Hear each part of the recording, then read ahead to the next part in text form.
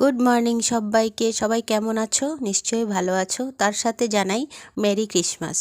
কারণ ভিডিওটা হয়েছে বৃহস্পতিবারের, কিন্তু আজকে ভয়েস দিচ্ছি আমি 25 ডিসেম্বর, আজকে ক্রিসমাস ডে।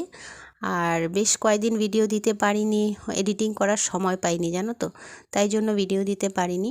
তো তোমাদের সবাইকে আমার চ্যানেলে অনেক অনেক স্বাগত, অনেক ভালোবাসা। আর ক্রিসমাসটা সবাই আনন্দ সহকারে কাটাও। আর এই যে নিচে পার্পেল কালারের চন্দ্রমল্লিকা, এটাই মায়ের বাড়ি থেকে এনে লাগিয়েছিলাম। আর রক্তগাঁদাগুলো এখনও ভালোই আছে, বেঁচে আছে গাছগুলো। ফুল এখনও হয়নি, শুধু চন্দ্রমল্লিকাতে ফুল হয়েছে। কুড়ি ছিলই বোধহয় গাছটার মধ্যে, তো ওগুলো লাগিয়েছিলাম। কবে ফুটবে জানি না। দেখো সকাল সকাল কিচেনে, মেয়েদের তো এটাই কাজ, সকাল সকাল কিচেনে হাজির। তো আমার স্নান দান হয়ে গেছে। দেখো এখন 8টা বাজে, আর বেশ কটকটে রোদ হয়েছে, আজকে রোদ উঠেছে। সেদিন স্নান করেছিলাম খুব ভোরে, খুব ঠান্ডা লেগেছিল। আর আজকে একটু ওই জন্য দেরিতে উঠলাম, দেরি করে স্নানটা হলো। 8টা বাজে এখন। তো কেউ তো ওঠেনি, সবাই উঠতে উঠতে 10টা বাজে। আমি এখন চাটা খেয়ে নেব, রোদে বসে বসে এনজয় করে চাটা খাবো। তারপর সবাই উঠলে সবাইকে দেব। তার আগে সকালে উঠে সবার আগে গরম জল। সবার কাছে রিকোয়েস্ট রইল, ভিডিওটা স্কিপ না করে দেখো। আর যদি ভালো লাগে একটা লাইক দিও। তোমরা ভিডিওটা দেখো, আমি কাজকর্মগুলো করতে থাকি। আজকে হচ্ছে বৃহস্পতিবার। আর মানে ভুলেও গেছি জানো তো, বেশ কয়েকদিনের আগের ভিডিও তো, কিন্তু এটা মনে আছে বৃহস্পতিবারের, কারণ রান্নাবান্নাগুলো নিরামিষ দেখতে পাবে। তো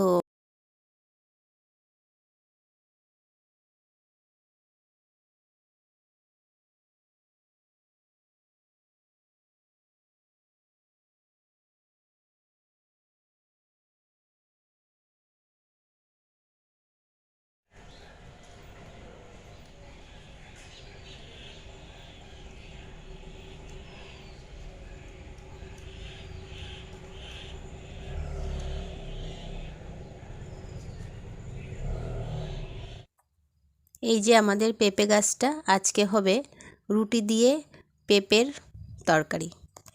যেদিন পেঁপের তরকারি করি সেদিন আমার শাশুড়ি মা খুব ভালো রুটি দিয়ে তরকারিটা বেশ ভালো খায়। তো মেজদি রাত্রেই পেঁপেটাকে গ্রেট করে রেখেছে, না হলে সকালে এত দেরি হয়ে যায় এগুলো। এই যে রাত্রেই গ্রেট করা ছিল, মটরশুঁটি দিয়ে করব, বেশ ভালো লাগে খেতে রুটি দিয়ে।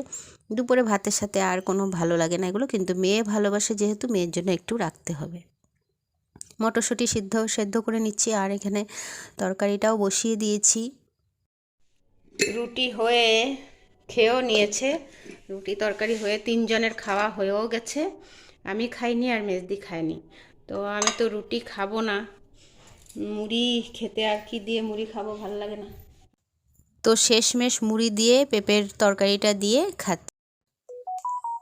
আজকের রান্না হচ্ছে শালগম দিয়ে ডাল হবে, বেগুন ভাজা হবে, ফুলকপি আলু তরকারি হবে। আর সকালের পেঁপের তরকারিটা রয়ে গেছে, ডালনা বলবো না কি বলবো, কুড়িয়ে রান্না করেছি, এটা তো রয়েই গেছে কিছুটা। তো এই যে পেঁপে না সরি, ফুলকপিটা কষানো হচ্ছে। আমি আবার হুলস্থুল করে রান্না করছি, তাড়াতাড়ি করে রান্না করে মাকে আবার ইনসুলিন দিতে যেতে হবে। মা তো অসুস্থ জানো, আর ঠাকুরের আশীর্বাদে মা এখন একটু ভালোই আছে। তো ইনসুলিনটা দিতে যাব, ওটা তো সবাই পারে না দিতে। বর্দি থাকলে দেয়, কিন্তু দিদি নেই বাড়িতে, বাইরে গেছে একটু, তো আমাকে দিয়েই রোজ দিয়ে আসতে হয়। দুধও এসে গেছে। দেখো রান্না মোটামুটি শেষ, মানে ভাতের মাড়টা ঝরানোর পরেই আমি রেডি হয়ে গেছি। মাড়টা ঝরিয়েই আমি চলে যাব স্পিডে, আবার তাড়াতাড়ি না পৌঁছালে না মার খেতে বসে যায়, খাওয়ার পরে তো দিয়ে কোনো লাভ নেই। তো ভাতের মাড়টা ঝরিয়েই আমি তাড়াতাড়ি যাব। ডালটা ফোড়ন দেওয়া হয়নি, এসে ফোড়ন দেব। আর ভাতে খাওয়ার সময় তো গরম গরম বেগুন ভাজাটা করতেই হবে। আজকে হচ্ছে নিরামিষ বার।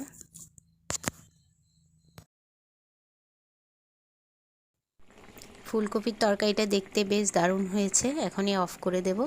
হয়ে গেছে আমার রান্নাবান্না।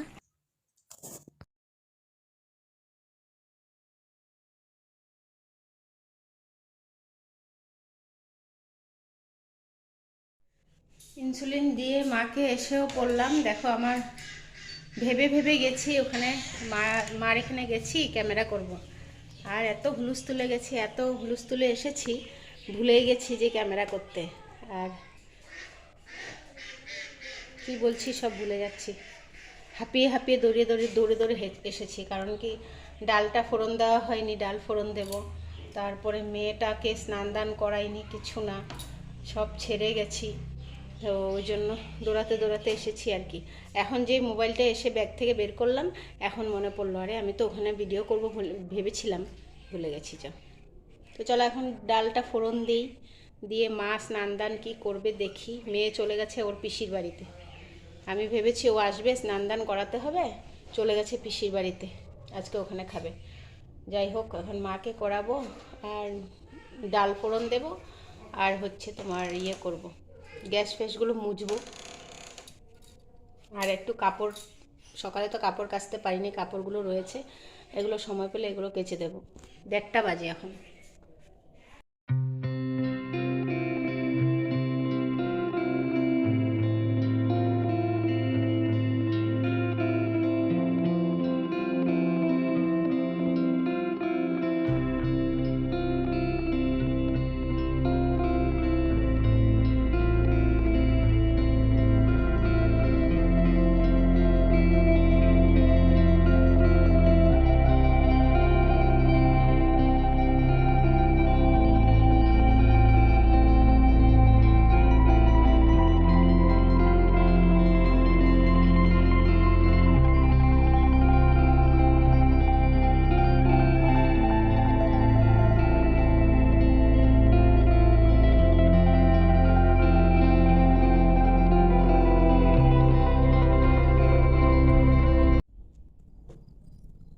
এসে সব কিছু সেরে এখন মাকে খাওয়াতে বসলাম। রান্নাবান্না সব কমপ্লিট হয়ে গেছে, কাপড়ও কেচে দিয়েছি, কিছুটা কাপড় কেচেছি। আর হচ্ছে অনেক দিন ধরে যেন ডাস্টিং করা হচ্ছে না, একদম ধরতেই সময় পাচ্ছি না ডাস্টিংয়ের। আর ঘর দোর এত এলোমেলো হয়ে আছে কি বলবো। মানে যতটুকু করার দরকার ততটুকুই করে করে চলছি।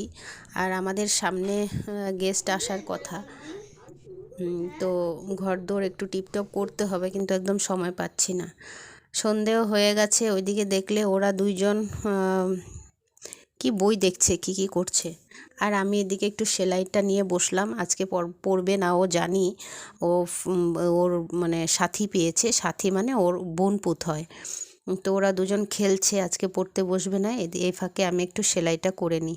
সন্ধেবেলা আগে একটু ফ্রি থাকতাম, কিন্তু এখন এই মেয়েকে নিয়ে বসতে হয় অনেক। মানে ওর যদি একটা মিস থাকতো তাহলে আমি এগুলো সময় পেতাম, কিন্তু ওর যেহেতু আমিই পড়াই, ওই জন্য ওগুলো করার সময় পাই না।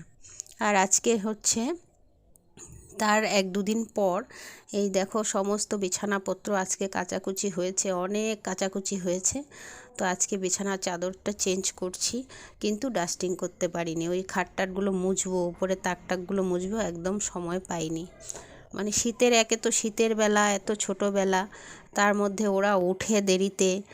আর মানে যদি ব্রেকফাস্টে সারতে দেরি হয় তাহলে দুপুরের কাজগুলো তো দেরিই হয়ে যায় না।